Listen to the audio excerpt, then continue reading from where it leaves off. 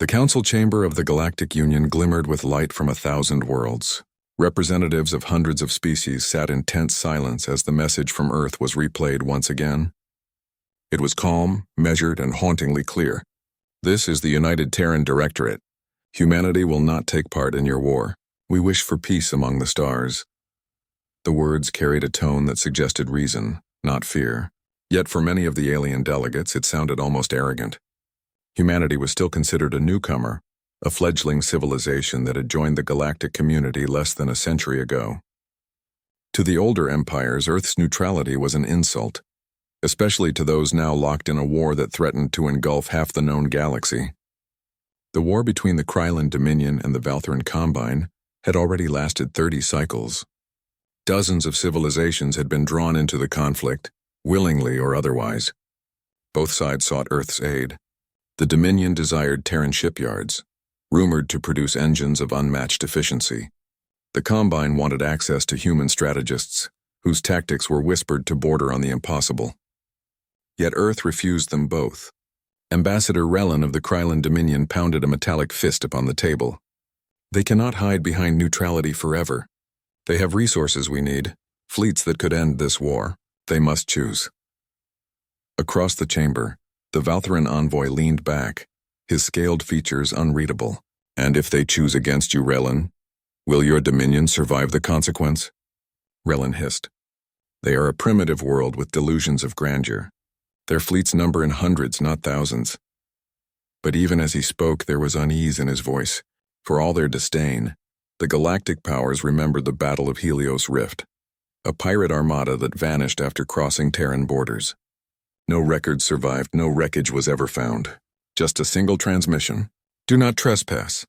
The galaxy had laughed at first. Then they stopped laughing. For decades, Earth stayed quiet, trading, exploring, and avoiding war. Its fleets never left Sol without purpose, and its ambassadors never spoke of military matters.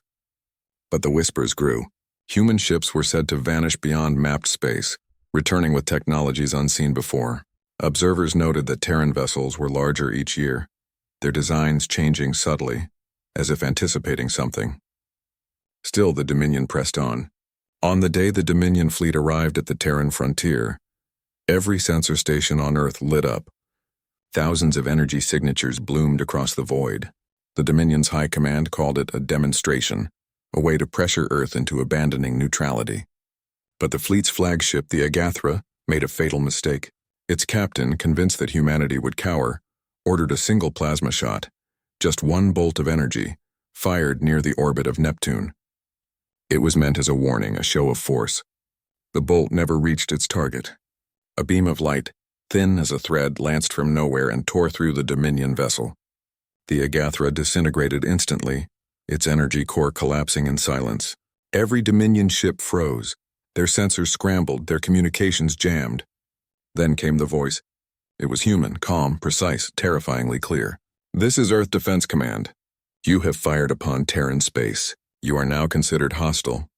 In less than 10 seconds, the Dominion fleet ceased to exist. No explosions, no debris. Just a ripple of distortion that passed through their formation, erasing ships as though they had never been. The sensors of nearby outposts captured nothing but static. The stars themselves seemed to flicker and then return to calm. The galaxy stared in disbelief. For cycles afterward, theories flooded the networks. Some claimed Earth had developed weapons that manipulated space itself. Others whispered that humanity had uncovered relics of an ancient race. The truth was stranger still. Hidden deep beneath the surface of Mars was the Kronos Array, a network of quantum-fold reactors that controlled gravity fields at stellar distances. It was humanity's shield, built in silence over centuries. It could bend time around a region of space, rendering anything within it inert, frozen, gone. The existence of the array was known to only a handful of Terran leaders. Its purpose had never been to conquer, only to deter. But now deterrence had turned into demonstration. When news of the Dominion fleet's destruction reached the Galactic Council, the chamber erupted in panic. The Valtherans immediately issued a statement denying any involvement. The smaller empires went silent, recalculating their alliances. The Council demanded an explanation from Earth. They received a short reply. Earth remains neutral. Do not test our resolve again. The tone was not a threat, it was a boundary. and the galaxy for the first time realized that humanity had boundaries they could not see, let alone cross. Yet peace did not follow. The Dominion, humiliated, vowed vengeance. Their second armada was prepared in secret, equipped with their most advanced warships and shielded by exotic energy fields. They called it Operation Eclipse.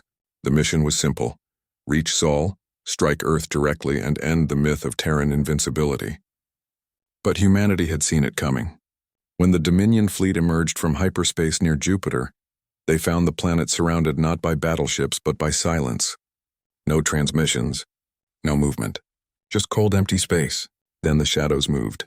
Vessels appeared, not through warp signatures but as if the void itself had peeled away. Human ships, black as night, with hulls that reflected no light. They formed a sphere around the Dominion armada. Each vessel was massive, dwarfing the Dominion's largest dreadnoughts. And on every hull one emblem gleamed, the symbol of a blue-white sphere surrounded by wings of light. The Dominion commander gave the order to fire. Nothing happened. Their weapons refused to engage, their drives failed to respond. Earth had already taken control of their systems. A single Terran transmission reached every ship simultaneously. "You crossed the line again." Moments later, the Dominion's second fleet vanished from existence. After that day, no one dared challenge Earth's neutrality. The war between the Dominion and the Combine ended within months. Without fleets to fight and without the fear of Earth's silent judgment, both sides turned to diplomacy. Peace treaties were signed under the silent gaze of Terran observers. The galaxy learned caution but also curiosity. What kind of civilization could wield such power yet refuse conquest? What drove them to build weapons capable of rewriting physics and still preach peace? The answer lay in their past. Humanity had seen its own near extinction.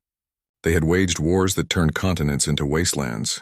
They had built weapons that could end worlds long before they reached the stars. And when they finally did, they swore never again to let ambition destroy everything they built. Every Terran fleet was governed by one principle: restraint defines strength. It was said that deep beneath Earth's surface, within the fortress city of Geneva Prime, a single chamber contained the records of every civilization that had once tried to destroy humanity. Each file began with a single line they fired first. Generations passed and Earth continued to grow, silent and watchful. Trade flourished, science advanced, and the stars became open highways of peace. Yet the memory of that one mistake, the shot fired near Neptune, remained burned into history. No empire forgot it. And while Earth never sought dominion, it quietly expanded its influence. Human observers were invited to sit in the council. Terran fleets patrolled trade routes under the banner of neutrality. Even the Dominion, now rebuilding, sent envoys to Earth seeking understanding. One of them, a young diplomat named Raal, asked a question that echoed through the council. "Why did you spare us?" The Terran ambassador smiled softly. "Because extinction is too easy. Learning is harder."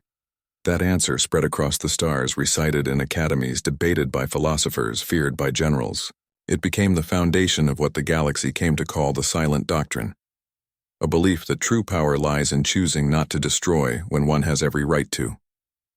But humanity never forgot that peace could shatter in a heartbeat.